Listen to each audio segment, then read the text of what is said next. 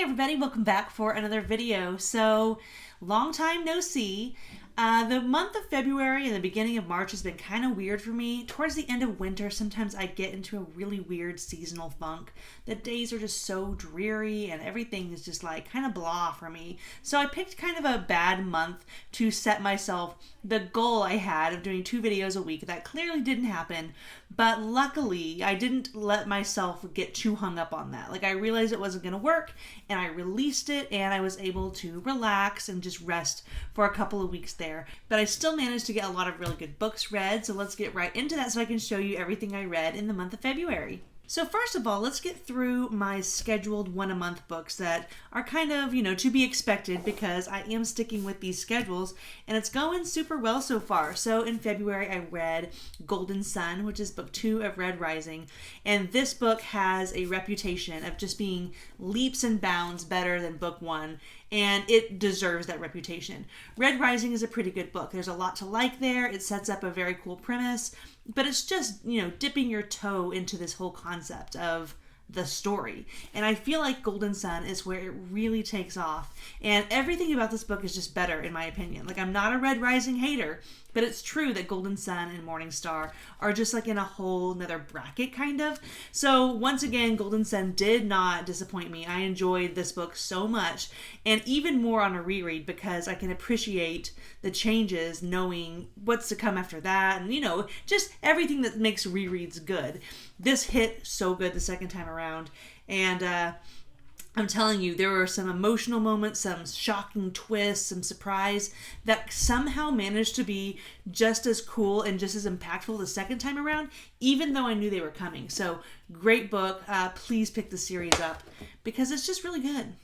I also read book 2 of Harry Potter, which is The Chamber of Secrets, and these books are just so magical. And that's a silly thing to say because of course they're magical. They have more in-your-face magic than maybe any other fantasy series I've read. But they're magical in the sense that they're just so delightful. I don't think anything can quite compare to reading it the first time around, but the reread has been really fun as well, and I'm super looking forward to continuing. I make up my pace a little bit and try to go at the rate of my library holds for the audiobooks versus just doing 1 a month, so I might switch that up moving forward, but so far I've just had a great time revisiting this series, this world, these friends, and just this story in general. Loving my time with Harry Potter. Speaking of Harry Potter, since I have been in a little bit of a funk, it has been so nice that I am making time for and allowing myself to do rereads. Because when I am in kind of a funk, I really appreciate something that is comfortable and familiar and cozy. And Harry Potter is that, but Robin Hobb is also that for me. Like all those words, familiar, cozy, comfortable. It feels like a warm hug in your favorite pair of sweatpants. And also like, when you cry really, really, really, really hard for no reason and you're like, wow, I really needed that. Like I had no idea how much I was holding in. It also gives a little bit of that kind of relief. Not because you're necessarily going to cry that much, but it's like that kind of comfortable when you need your mom to hold you and hug you and you might cry, but you feel so good afterwards. Like it's that kind of cozy. Loving it. So I recently, just today, started my Assassin's Quest reread. So I'm fully immersed in Farseer right now, and I'm telling you, it is what the doctor ordered. Every time I read it, I just love the realm of the Elderlings. So, Royal Assassin, the first time I read it, I was just kind of okay on it, and after I finished the whole series and I ranked them all, it was kind of on the lower end of the middle for me. It's not a bad book. I never thought it was a bad book, but I'm just telling you guys right now that I enjoyed it so much more the second time around. Now, my experience is a little bit unique. Most people, when they read Farseer, Royal Assassin is their favorite. So it's a great book. It has so much that goes on and happens and develops. But when I read it the first time, it just didn't leave that strong of an impact on me. But on a reread, I paid more attention and kind of knew of things that I was looking out for. And I just really had a great time with that. So, so happy to be staying in the realm of the Elderlings. Now, with these Nicholas Flamel books, I'm not necessarily stuck to a schedule where I'm definitely doing 1 a month, but I read the first one in January, I read the second one in February, and I have a library hold waiting for me, and it's currently March, for the third one. So it looks like I'm doing one a month. So we'll see how that goes from here on out. But the book 2 of the The Secrets of the Immortal Nicholas Flamel. It's called The Magician, and it was, what can I say, really good. Kind of more of the same, but in a really, really good way. Like, I kind of knew what to expect as far as, like, the shape of the story, but we got introduced to new characters and new powers. We got to go new places. I'm loving the structure of the series. I think this one was better than the one before, and I've heard that the next one, from here on out, like, it's way, way, way better. So I kind of, I hate to keep making the Dresden comparisons, but the reputation I hear keeps going back to that. The first 2 books are pretty good, but if you liked those, you're going to love the rest of them. Kind of the way Dresden builds on itself. I liked the first 2 quite a bit. I mean, I'm still here, right? So I hear that they just get better from here on out, so I'm really excited to keep going with these Nicholas Flamel books by Michael Scott. This next book was off of my 17 standalones that I'm making it my goal to read in 2023, and it is The 7 Husbands of Evelyn Hugo. I did a review for this book, and you can click the link and watch my full review, but basically, this is a book that really, really, really impressed me, but I didn't love it. I didn't really like it that much, and I think it's because the actual subject matter of old Hollywood is just something that I don't jive with. I don't really click with it, and it makes me feel icky, and I'm not a fan. But the writing in this book was something that really clicked with me. I love the writing style. The way she wrote the characters, oh my gosh, these characters felt real. I wanted to Google their pictures. I wanted to Google movies they made. I wanted to Google the producers, and they built up this real Hollywood world that felt so alive and vivid that I caught myself actively wanting to Google these people and figure out more about them because they felt so real. So there was a lot to like here. I think I will read more by Taylor Jenkins Reid because I liked so much about it. I just didn't like the main character. I didn't like the setting, and there was just parts of it that really rubbed me the wrong way.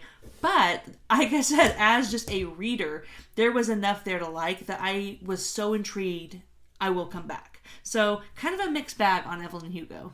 This next one was a total sporadic choice. I had 2 friends reading this book for the first time, and it's something I really love, and so as soon as I was talking to them about it and kind of getting excited, I thought, okay, what the heck, I'm just going to go ahead and read it again.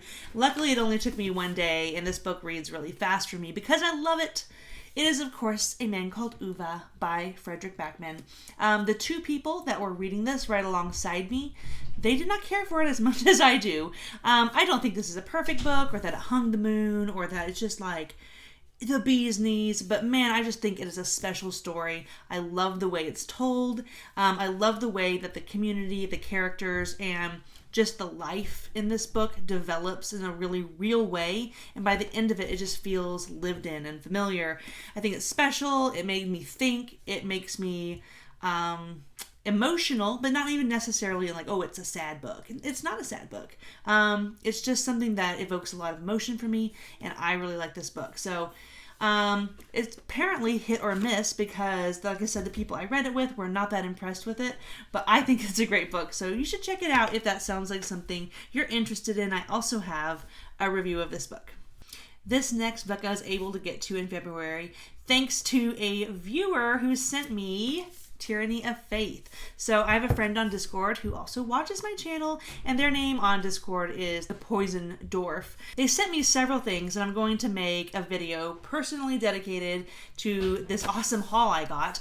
But one of the things that was in the box that I was not expecting at all was the Tyranny of Faith, this brand new, beautiful hardcover. So thank you so much.